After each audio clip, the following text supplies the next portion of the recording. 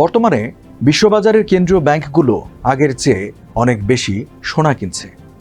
World gold কাউন্সিলের 2025 সালের central bank gold reserve সার্ভেতে বলা হয়েছে 43% কেন্দ্রীয় ব্যাংক ভবিষ্যতে আরও সোনা কেনার জন্য আগ্রহী।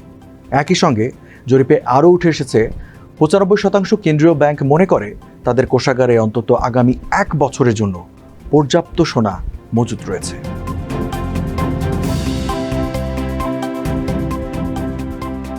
এই প্রবণতা শুরু হয় 2022 সালে রাশিয়া ইউক্রেন যুদ্ধের পর যুক্তরাষ্ট্র রাশিয়ার বিরুদ্ধে ডলারকে অস্ত্র হিসেবে ব্যবহার করায় অনেক দেশ এখন ডলারের উপর নির্ভরতা কমাতে চায়। এর ফলে সোনার প্রতি ঝোঁক বাড়তে থাকে কেন্দ্রীয় ব্যাংকগুলোর।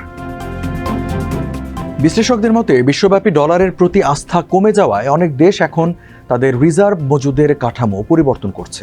বিশেষ করে যুক্তরাষ্ট্র বিরোধী দেশগুলো রিজার্ভ হিসেবে ডলারের বদলে সোনা রাখার দিকে ঝুঁকছে। এতে ডলার নির্ভরতা কমছে এবং বৈশ্বিক লেনদেনে বিকল্প ভাবনার পথ তৈরি হচ্ছে। Walton is a global brand. World class innovation নিয়ে ওয়ালটন এখন দেশের সীমানা পেরিয়ে পৌঁছে গিয়েছে 50টিরও বেশি দেশে। ওয়ালটন, ঘরে ঘরে বিশ্বজুড়ে।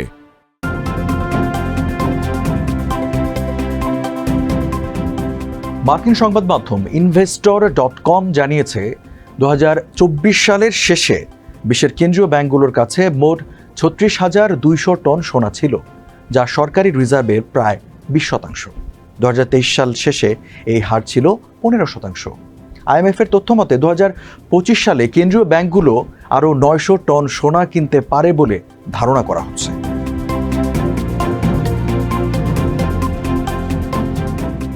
প্রতিবেদনে আরও বলা হয়, ব্রাজিল, রাশিয়া, ভারত, চীন ও দক্ষিণ আফ্রিকা এই ব্রিক্স জোটভুক্ত দেশগুলো সবচেয়ে সক্রিয়ভাবে সোনা কিনছে। এদের মধ্যে চীনের অবস্থান সবচেয়ে গুরুত্বপূর্ণ। চীনের কেন্দ্রীয় bank People's Bank of China টানা 7 মাস ধরে সোনা কিনে আসছে। মে মাসে তাদের বৈদেশিক রিজার্ভের পরিমাণ ছিল $3.285 ট্রিলিয়ন সমপরিমাণ, যার বড় অংশ সোনা। অথচ এই সময় সোনার দাম ছিল উচ্চে, তবু চীন কেনা বন্ধ করেনি। বিশ্লেষকদের মতে এতে বোঝা যায় চীন কতটা দ্রুত ডলার থেকে সরে আসতে চায়। এই পরিবর্তনের আরও একটি দিক হলো চীনের মার্কিন ট্রেজারি বন্ড কেনার প্রবণতা কমে গেছে। ফেব্রুয়ারি মাসে যেখানে চীনের কাছে মার্কিন বন্ড ছিল $784 বিলিয়ন, কিন্তু এপ্রিলের শেষে তা কমে দাঁড়ায় $757 বিলিয়ন। অর্থাৎ 2 মাসে কমেছে প্রায় $27 বিলিয়ন।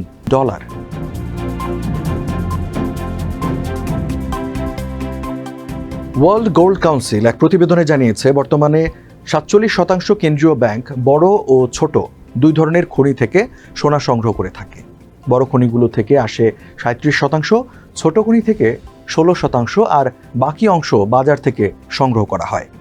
তবে কোন দেশ কত শতাংশ সোনা কোথা থেকে সংগ্রহ করে দেশভেদে তার সংখ্যা কিছুটা অদলবদল হতে পারে।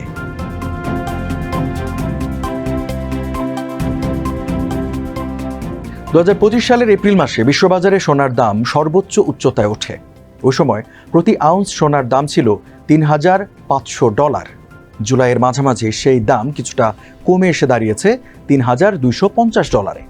তবু অর্থনৈতিক বিশ্লেষকরা বলছেন কেন্দ্রীয় ব্যাংকগুলোর সোনা কেনা অব্যাহত থাকলে এই দাম আবারও বাড়তে পারে।